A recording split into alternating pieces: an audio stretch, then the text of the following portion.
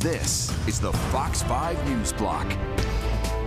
A stabbing turns deadly in Upper Manhattan after police find multiple people injured outside of a popular stretch of nightclubs in Inwood. And whiplash on Wall Street. U.S. stocks plunging on opening. Now President Trump threatening even more tariffs on China. And good afternoon. I'm Teresa Priola. Welcome to the News Block. Those stories in a minute. We're going to begin today with a live look outside right now. A dreary and gloomy day on tap. Let's bring in meteorologist Audrey Puente for a look at the forecast. It's actually the temperature that shocked me the most, really. Yeah, chilly, damp start to the week for sure, Teresa. And temperatures are below normal for this time of year. Right now we're sitting with a lot of readings in the 40s. We're at 43 degrees in Islip, same number over towards Bridgeport. It's 40 degrees in White Plains, and we're even colder in areas in the Hudson Valley, like 39 in Poughkeepsie right now, 34 in Monticello. Feeling definitely the winter chill across the region, although it is officially spring. And a lot of these temperatures are much colder than what we experienced across the region yesterday. Now, our winds, not too bad. They're getting a little breezy at times across the region. That's adding to the chill factor.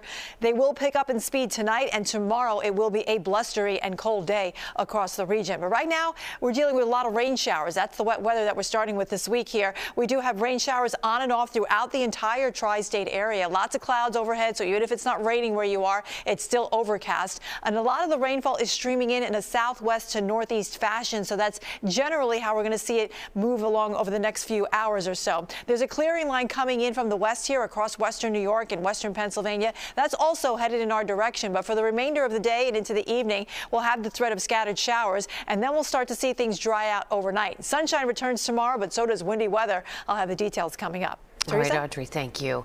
It's been a volatile day on Wall Street and for markets across the globe as well. That's putting it lightly.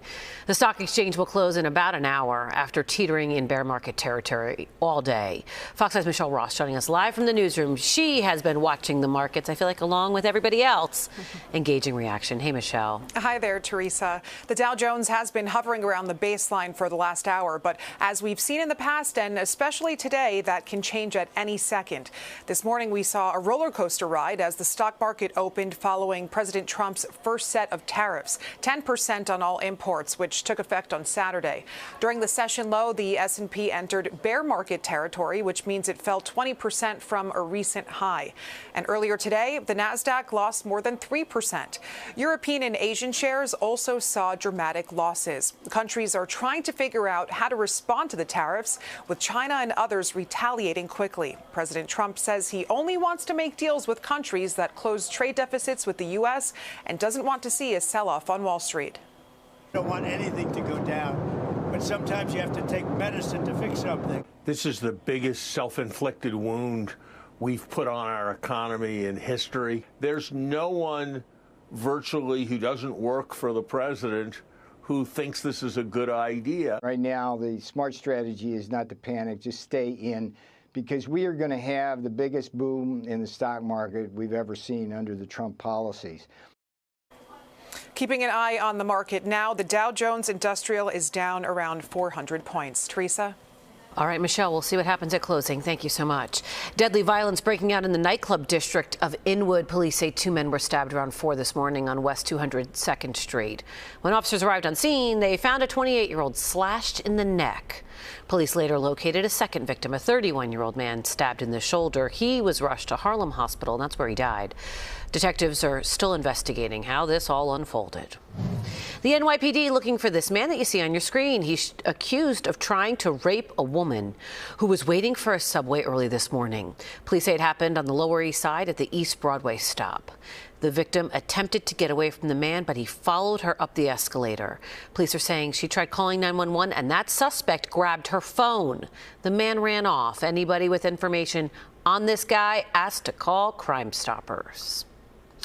Crews are responding to the scene of a partial building collapse in Yonkers. It happened at a 2-story building on Sawmill River Road. Responders there searching the rubble to make sure everybody got out okay. It appears that the rain and the wet weather might have contributed to the collapse. There is a large boulder that appears to have let loose from the hillside behind, and when it came forward, it looks as though it hit the rear wall of the structure, resulting in a collapse. So thankfully, this business was closed at the time of this collapse. There were no injuries. The neighboring buildings are safe as well, but the site of the collapse will be condemned by the buildings department until the repairs are made.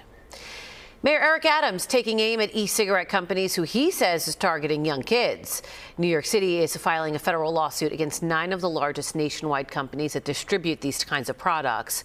Adams claims that companies package products to look fun and colorful, and their intention is to hook teens on nicotine. These are examples of the items that are used, and it is to attract and bring young people using the coloring, the style, the marketing, to really focus and zero focus on our young people. During today's announcement, the New York City Sheriff also joined the mayor in celebrating the closure of hundreds of illegal vape shops. Pope Francis making a surprise entrance at St. Peter's Square during a mass for health workers on Sunday. The pontiff appeared in St. Peter's Square in a wheelchair. This was a special Jubilee Mass for the sick. He waved to the crowd of the faithful as he was escorted to the front of the altar. It's unclear whether he'll appear next Sunday or later this month for Easter. All right, we'll be right back, so stay with us. It's on Friday. I'll be on the field. You're gonna be there? Is that the football guy? Can you give me a minute? Thanks. So, do you have any plans on Saturday? I was thinking Hey, is that the guy? Dad. Yeah, it's the guy. Oh, I found Mr. Squishy. Flounder! Here, there, everywhere. Reliable internet where you need it most. Prices start at $30 per month when bundled. Go to Spectrum.com to learn more. All right, welcome back. Now we have a story about a heartfelt and passionate demand from 9/11 survivors, the group angry over recent job cuts to the World Trade Center health program. Fox 5's Arthur Chien has more on what they're demanding of the Trump administration. No organized entity has done more harm to the 9/11 community than this administration. Days after President Donald Trump gutted the World Trade Center health program, survivors and advocates hit back, calling the cuts a betrayal of Americans, including those who sacrificed themselves at a time when their country was in need. The White House and the Department of Health and Human Services, headed by Robert F. Kennedy Jr., announced about 10,000 layoffs, among them nearly 900 positions within the World Trade Center health program, including its top administration.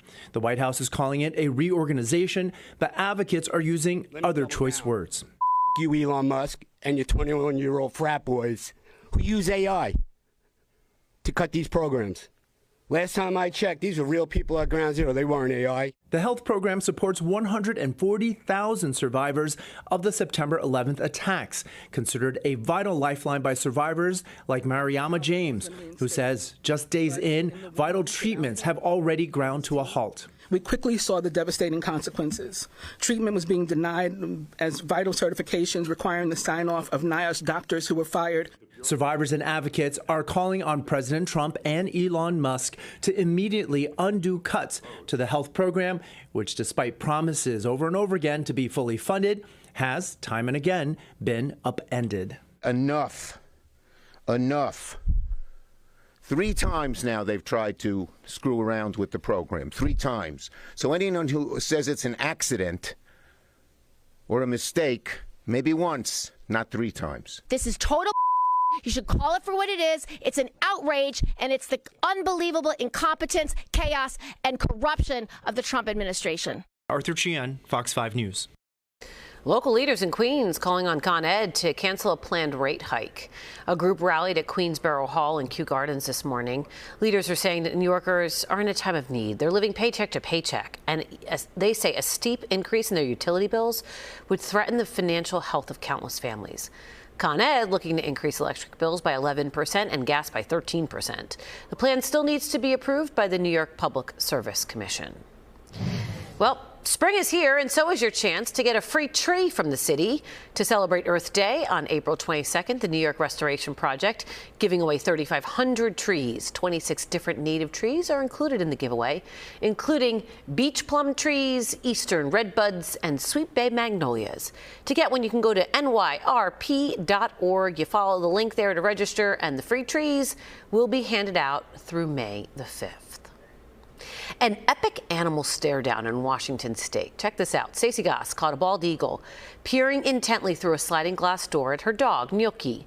The pup eventually left, but the eagle continued looking through that door. Goss said it actually spent a day outside her house before flying away. She said game and wildlife officials came out and they told her the eagle wasn't hurt. It likely ate a deer, which makes them basically unable to fly for 24 to 48 hours. The more you know. Let's take a live look outside on this quite dreary April day.